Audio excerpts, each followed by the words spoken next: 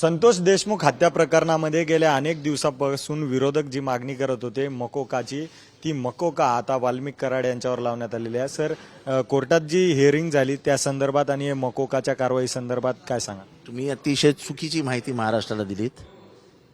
आमची मागणी त्याला 302चा आरोपी करून मकोका लावा, त्याला खंडणीसाठी मकोका लावलाय। आमचं म्हणणं आहे खंडणी झाली आणि खंडणीचा हे त्याच्या हत्येकडे गेलं, त्यामुळे खंडणीमुळे हत्या झाली। त्यामुळे 302चा आरोप हा वाल्मिक कराडवर लागला पाहिजे, त्याला त्याच्यात आरोपी केला पाहिजे आणि तिथे त्याला मकोका लावला पाहिजे, असं आमचं मत आहे। कारण का ही मकोका पण का आता संघटित गुन्हेगारीमध्ये जे भय दहशत पसरली अख्ख्या परळी शहरामध्ये आणि आजूबाजूच्या परिसरामध्ये, त्यामुळे लोक बोलत नाही आहेत।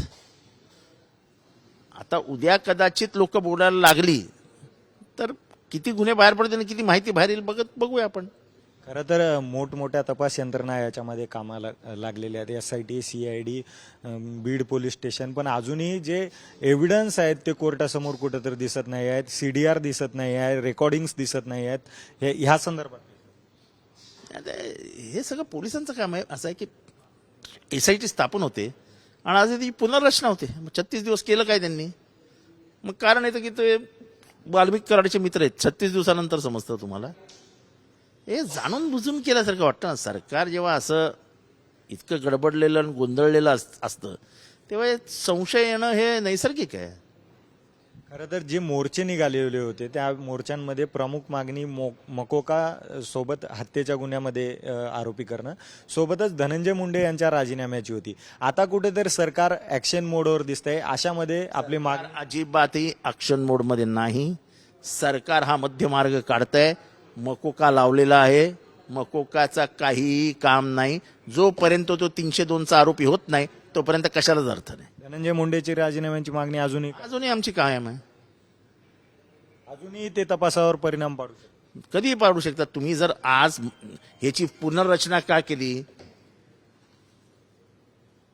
जर त्याची पुनर्रचना दबावाखाली हे माणसं काम करतील म्हणून होऊ शकते, तर मग हा राहिला नाही, धनंजय मुंडे राहिला नाही, मग तपासावर परिणाम नाही होणार। महाराष्ट्रामध्ये अनेक वेगवेगळ्या प्रकारचे मोर्चे झाले न्यायासाठी, हक्कासाठी, परंतु आता परळी शहर बंद करण्यात आलेलं आहे। एक तालुक्याचं ठिकाण असेल, अनेक ठिकाणी मोर्चे निघत आहेत, बस एक फोडल्याचं चित्र पण समोर आलेलं आहे।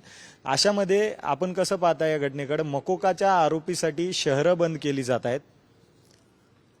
असं आहे की जातीचे लेबल लावून जे काही उदात्तीकरण करण्याचं जे चालू आहे, एकंदर पहिल्या दिवसापासून ह्या संपूर्ण प्रकरणाला जातीचं लेबल लावणं हे महाराष्ट्रातली सामाजिक समज संपल्यासारखं आहे।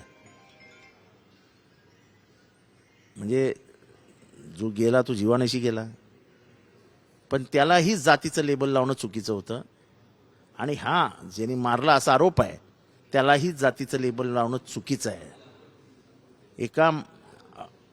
एक अमानवी कृत्य, माणुसकीला काळीमा लावणारं कृत्य आणि त्याच्यातनं झालेला खून, एवढंच त्याच्यातनं बघायला पाहिजे होतं। त्याच्यामध्ये जातपात तपासणं हे काही बरोबर नाही। खरं तर वाल्मिक कराड यांचे वेगवेगळे कारनामे आता समोर येत आहेत। 150 शेतकऱ्यांना प्रत्येकी 8-8 लाख रुपये, 9, तुमच्याकडे 9ची माहिती आहे, आमच्याकडे एका शेतकऱ्याने 8-8 लाख सांगितले आणि 8-8 लाखची माहिती अजितदादांना होती आणि मुख्यमंत्र्यांना पण माहिती आहे असं त्या शेतकऱ्याने। असं आहे की इतकं मला समजत नाही की अजितदादा वगैरे इथलं पाठराखण का करतायत। काल जेव्हा त्यांना प्रश्न विचारत होते तेव्हा त्यांनी असा प्रश्न उडवला की तो सहज कॅच लोकांनी पकडला। त्यांना विचारलं हे सगळं हे कृषी खात्यातला जो भ्रष्टाचार आहे त्याच्याबद्दल विचारलं, नाही SID लावली आहे, CID लावलीत, अहो ती खून कटल्यासाठी लावली आहेत, ती ॲग्रिकल्चर डिपार्टमेंटसाठी नाही लावली आहेत। म्हणून ह्या सरकारने जो पलायनवादाची भूमिका आहे, तुम्ही ह्याच्यावरती कुठलाही पत्रकार थेट बोलत नाहीये, थेट लावून धरत नाही। आजपर्यंत तुम्ही सांगितलेली ज्युडिशियल चौकशी काय झाली? तो जज कुठे पळाला आहे तुमचा? का तुम्ही विसरले? तुम्ही ज्युडिशियल इन्क्वायरी लावली होती। ज्युडिशियल इन्क्वायरी का लावत नाहीत? कारण का ज्युडिशियल इन्क्वायरी मधली कागदपत्राला सरकार हात लावू नाही शकत, सरकार बघूही शकत नाही। आणि म्हणून मग काहीतरी भलतंच बाहेर यायचं त्या कागदावर, त्याच्यापेक्षा सांगितलं आपण आता लोक विसरून जातील.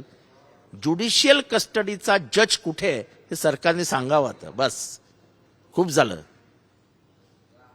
तर हे होते आमदार जितेंद्र आव्हाड यांनी वाल्मिक कराड संदर्भात जे मकोका लावण्यात आलेला आहे त्या संदर्भात वक्तव्य केलेलं आहे. कॅमेरा पर्सन चरण सोबत मी अजय, TV9 मराठी, मुंबई.